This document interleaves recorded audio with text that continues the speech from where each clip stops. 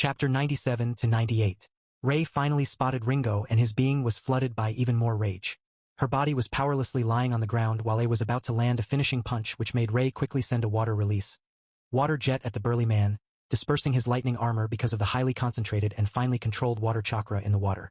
It drew the actual lighting away from A's body, canceling the chakra mode in that particular part of his body. The water jet went straight through the lighting armor and impacted A's side before he could finish the punch, sending him rolling on the floor for some tens of meters. A was utterly flabbergasted from the sudden attack that completely neutralized his strongest defense and inwardly thanked God that the water jet was not highly pressurized, otherwise it would go through him like a knife through butter.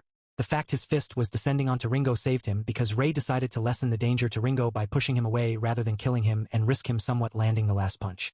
A's body tensed in preparation for a fight, but when he raised his gaze to the mysterious attacker, he relaxed seeing that the man, Ray, prioritized checking up on the redhead rather than do a follow-up attack. Many things swirled through A's mind, the prevalent one being the direction from which the man came.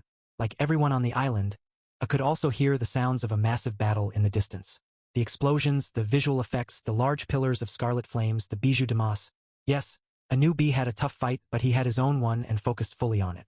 But the second he realized the man who interrupted him came from the direction of B's fight, his heart chilled in worry for his surrogate brother. Fortunately for A's peace of mind, B landed next to him in his human form because rather than going on land, he used his immense strength in the Hachibi form to jump into the sky, and then changed into human form, becoming lighter, therefore covering more distance. "You fine, brother? 'Cause this will be quite a bother," B said, but his tone held an undertone of seriousness that put A on edge. To him, it was obvious B was not playing around anymore. "Who is it, B?" asked as he watched Ray kneel next to Ringo and assess her injuries. "That's Ray of Kiri, bro. We gotta be careful and stop him being wrathful." "Oh," B rapped. The second I heard Ray's identity, his head snapped in the direction of his troops and his eyes widened in realization.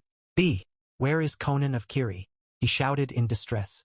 "Conan of Kiri, oi yo?" B asked as his face scrunched in confusion, making A almost have a heart attack. Ooh, there was a woman with him at first, Kono Yaro. But she was only a Jonin level, Baka Yaro. As B said, and A really felt his heart jump to his throat. A possible S-rank destructive threat might be with his troops while he was lured away. "B, we have to dash." A started with distress but was interrupted, ignoring the discussion of the brothers. Ray leaned above Ringo's unconscious form as he gently turned her over to see her injuries. He winced when he saw the multiple deep gashes along her face and thanked God he could heal her with his nature energy mixed with healing chakra enough, so she wouldn't scar despite not being able to heal everything on the spot. He would have to get her to a proper medic need ASAP. Pushing his meager medical chakra into her, he quickly found out that Ringo was lucky. Whatever she did, saved her as the front of her skull was cracked in more places than Ray bothered to count, but there was no clean break nor anything immediately life-threatening. Concussion? Yes, but at least her face was not caved in. Ray let out a small relieved sigh as he raised his head towards the man who caused this. Sure, this was a war, but Ringo was precious to Ray and he still felt angry at A for almost killing her. As his eyes landed on A's form, his killing intent flooded the surroundings. A and B quieted down as they could suddenly feel themselves be drenched in a cold sweat as the massive killing intent engulfed them. B had a better time as he was used to Hachibi's killing intent while A was frowning at how his instincts screamed at him to run. But both were shinobi and facing killing intent was normal for them. They stood their ground. "So you are the bastard who almost killed my dear student," Ray coldly stated as he looked towards A, his chakra flaring. Out of nowhere, the molecules of water in the air started gathering and in a moment, a strong water current formed in the air, not unlike water dragon jutsu. What baffled A and B was that Ray didn't use any hand signs nor needed a body of water. Above them, in the sky, a massive body of water that could easily create a big lake compressed into 10 water tendrils was flying, just waiting to be released at them. "I think now is a good time to change, B," A said with a frown as lightning armor reformed on his body. B seriously nodded and his form started growing until he was again in full Hachibi mode, preparing for the upcoming battle. Ray looked at their nervous stances and smiled. "Good. You are prepared to face your punishment," he said, trying to act arrogant. Despite his anger, his head was cool and he would like nothing more than to be labeled as powerful but with exploitable arrogance. "You will be good guinea pigs for my new jutsu. Especially you, lightning swine," he shouted, and the world rippled. The water tendrils in the air started to rotate at high speed, white moving like a snake made out of the water, quickly aiming to crush both A and B. The tendril aimed at a mist as the man just sidestepped it, but his arm brushed the edge of the water because the water sped up by almost 5 times before the impact, so he miscalculated his evade. As the chakra in the water and A's lighting armor met, a violent reaction happened, making a scream bloody murder as his lightning armor was completely negated, and his arm gained multiple long gashes. This jutsu was a perfect counter to lightning-based ninjutsu after all. B was not faring any better since his form was big. Too big to evade water tendrils rotating at high speeds like a tornado. His form was not fast enough to evade, and the 9 remaining tendrils all aimed at him. He tried to block them with his tails, and 8 tails intercepted 8 water tendrils, only for the last one to impact his chest. B miscalculated as pain engulfed him, and Gyuki, sensing B's panic, pushed a lot of his chakra out to shield the impact locations and defend against the shredding tendrils of water. Pull yourself together, B, or you will die. We gotta rotate, Gyuki shouted, and B, still shaken from the pain, quickly wrapped his tails around himself and started to rotate his bijou body, creating a move like Kaiten. Only it was on a massively larger scale. This proved to be the right choice as the water tendrils were being deflected before returning and hitting the revolving body of the Hachibi again and again, only to be deflected every time, sending water raining everywhere. During all this time, I was doing his damnedest to ignore the pain in his arm as he evaded the singular tendril of high-speed water that chased him. His lightning mode was certainly far below his father, but he never thought there would be a technique capable of almost matching his speed. Fortunately for him, he was just a bit faster. For a normal bystander, the tendrils in A would seem like a flash or blurs as their speed was staggering. I was appearing and reappearing through the battlefield only for the water tendril to flash into his position, a split of a second later, and create a lot of destruction in its wake. Ray smirked as he turned his back towards the battle and focused on flooding Ringo's body with his medical and soothing water chakras. She was far more important than the victory or the battle itself to him. The jutsu he performed was his best counter to Konan. Strong, hard-hitting, massive, and insanely fast while being made of water. Much to her dismay, Konan didn't yet come up with an idea of how the jutsu worked or how to counter it, as it was completely autonomous. Ray chose to use this jutsu in particular so he could tend to Ringo while being sure his opponents were preoccupied enough. Water release, Susanoo. For a long time, Ray wanted something like shadow clones, and after Tsunade brought the technique itself alongside a lot of material about it straight from the Senju library, he instantly started researching it. There were even notes of the second Hokage too. But in the end, Ray decided to make something else. Clones were good, and the group indeed did use them to perfect jutsu, train control, and so on, but Ray and Konan were more used to their own variety of rock and paper clones. They just added the memory function into them and were good to go.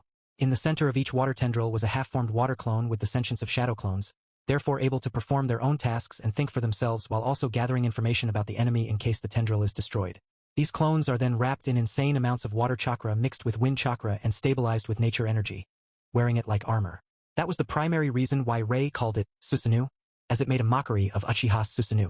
While the entire thing looks like a huge water snake or tendril, just a touch of the water could shred chakra-enhanced iron, and the swirling water tended to pull things inside while the rotation increased its speed only to be enhanced even more by the wind chakra, resulting in a flying, incredible high-speed shredding current.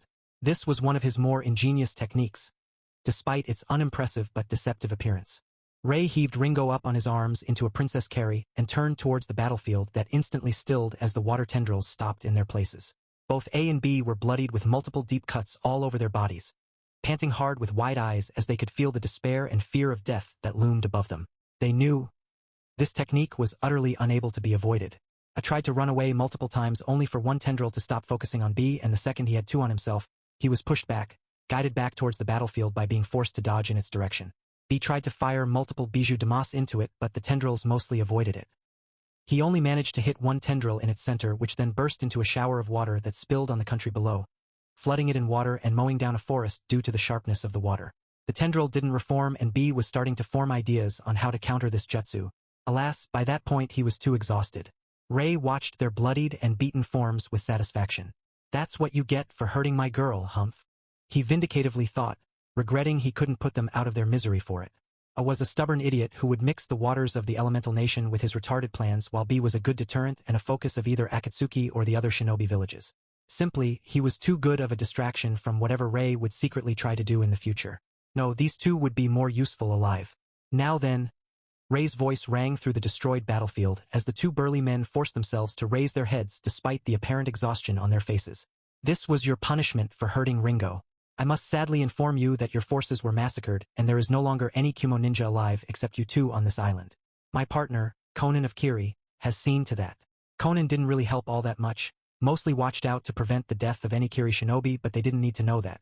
"Killing you 2 can bring short-term gains, but it will forever sour relations with Kumo, so you got lucky, I guess." Ray shrugged at the bullshit he was spewing and turned around, walking away with Ringo in his arms. It was time for her meeting with a medicnine. Both B and A just powerlessly flopped onto the ground, unconscious. The last thing on their mind was regret at being too arrogant to take another S rank with them despite being offered multiple times. Now, their entire force was completely wiped out. Rei landed next to Conan, who was quietly observing the Kiri shinobi searching through the corpses while gathering all valuables and then storing the corpses into scrolls. Conan didn't even glance at him when he appeared, as they could always sense each other, so she knew he was about to abruptly appear. Koga Mizura, who stood next to Conan and was de facto the second hand of Ringo, was a different matter. She almost jumped back while drawing her kunai from fright when Rei silently appeared next to her. Rei gently put Ringo on the ground while slowly channeling his healing chakra into her face. Koga, could you please call Irazu? Ringo is stable, but I am not a medic and there are still injuries done to her skull, he said in a soft tone, but Koga quickly listened and scrambled away to get Irazu, the best medic they had. So she lost, Conan impassively commented, not even glancing in Ringo's direction. It was more to occupy Rei's mind with light banter rather than have him focus on being worried for Ringo. Sigh, Ringo. You really are more trouble than you are worth. Rei should not show such a worried expression because of you, she thought apprehensively. Yes? But to be honest, she did have every disadvantage in that fight. Hei nodded. She should have been a good little girl and let me handle A. But no, she just had to try to prove herself, Conan said in the best deadpan voice she managed, making Rei chuckle. In a way, you are right. Anyway, how did the battle go? Rei smoothly changed the topic. There was no way he could defend Ringo, as they told her she wouldn't be able to handle A, but she stubbornly wanted to fight him.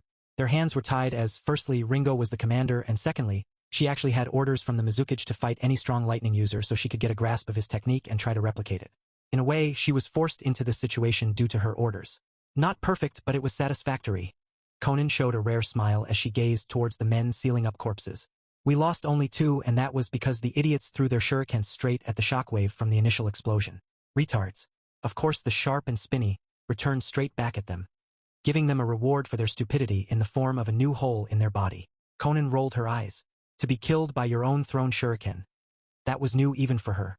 Then we had 20 injured, but none of them is in a critical condition. She stopped herself and half-turned towards Rei, briefly glancing at Ringo with a snort. Well, except the commander. I see. Good job assisting them. Rei praised, and Conan beamed at him while giving him an eye smile. Rei smiled as he saw that. His praise could always lit the woman's expression up. That was actually the reason why he praised her so sparsely. It wouldn't lose its spark this way. Conan crouched down for a second and quickly kissed him in acknowledgement of his praise. Thank you, she whispered before standing up and turning away to observe the troops. This time, however, Rei could see that she was slightly swaying from right to left while quietly humming to herself. Oh, if he didn't have injured Ringo next to him, he would drag the adorable Bluinette into bed and, down boy, he thought grumpily. Just then, May pitter-pattered towards them with expectant expression and puppy eyes that simply screamed, "Praise me!" Both Rei and Conan quickly swept her with their eyes, noting she had a lot of blood on herself, but fortunately not even one scar marred her skin. She shot Ringo's body a quick curious look while she was approaching, but then an uncaring shrug told Rei what May thought about Ringo. Really now? Certainly, I can see your tutelage in the girl, Conan.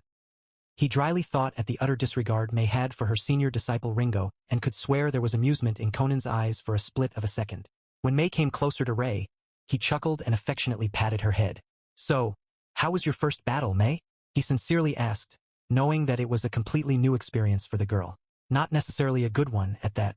Well, her career as shinobi depends on how her psyche holds up to something like this.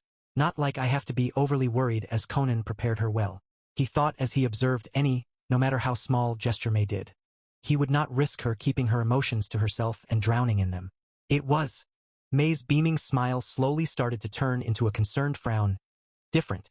Fighting bandits or small squads of shinobi is much less chaotic and easier, May said, and her face told everything Conan and Rei needed to know.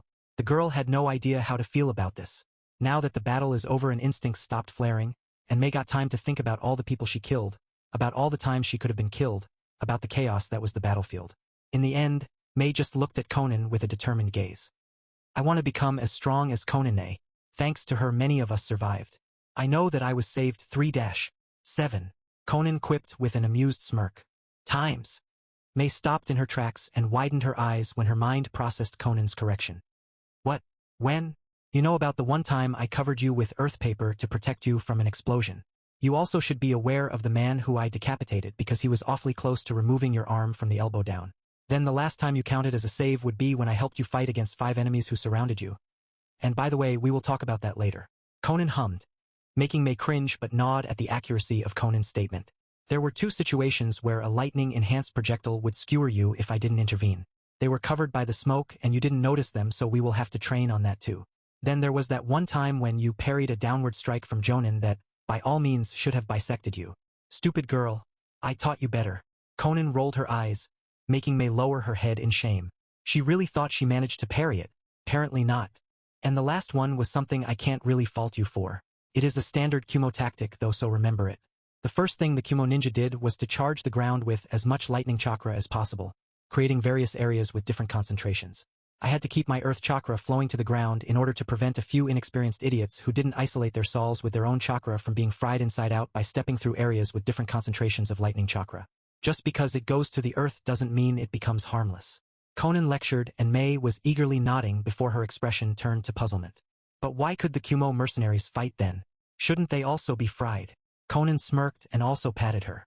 Something she did not do often, as she tried to emulate in May the good feeling she felt every time Ray praised her. Clever girl, she praised, making May blush. If you look attentively, you would spot the mercenaries having mostly electric-proof boots, and their clothes are also made from materials that are good insulators. They were simply prepared to fight in that environment. The lecture was interrupted when the 2 girls stopped talking as the medicine finally came and Ray could finally stop pushing his medical chakra into Ringo. He walked toward May and scooped her into a princess carry, which made her squeal. Well, princess, do you have any other questions? He asked her tenderly as he nuzzled his nose on hers, knowing she loved that. May giggled, and despite wanting to protest that she was too old to be treated like this, she wanted nothing more than to lean her head forward and steal a kiss from Ray. Unfortunately, she knew it would not be received well. 3 more years. Endure, she chanted in her mind. How was your fight, Ray? May asked after Ray pulled away from her, still cradling her in his arms. I fought A and Killer B. Both should be lying unconscious a bit further that way. He gestured towards the direction he came from with his chin while focusing on channeling his soothing water chakra into May through his hands. It would at best prevent bruises from forming and relax her muscles, but he knew May loved the feeling it gave her, so this was akin to her reward for having to be saved only 7 times by Conan. For her first chaotic mass battle, it was good. Especially since some Jonin had to be saved a lot more, at least according to the glares Conan was giving a few select people. Why spare them? Didn't they hurt Ringo? May curiously peered into Ray's eyes. Sometimes, it is better to let your enemy live, so he can still be useful. Ray shrugged, noticing that May didn't understand him but didn't elaborate as he turned to Kuga, Ringo's right-hand woman. I see the sealing of bodies is almost finished. Ringo is out, so I am taking the reins. Order retreat to the newly created. His lips curled into a devious smirk. Base. Kuga bowed and jumped away to notify the squad captains. I wonder how our dear Mizuki's will react to having his plans completely fucked up. Haha. He exclaimed as Conan's nicked. The old coot's plan depended on them losing, after all. Well, time to write a letter, I guess.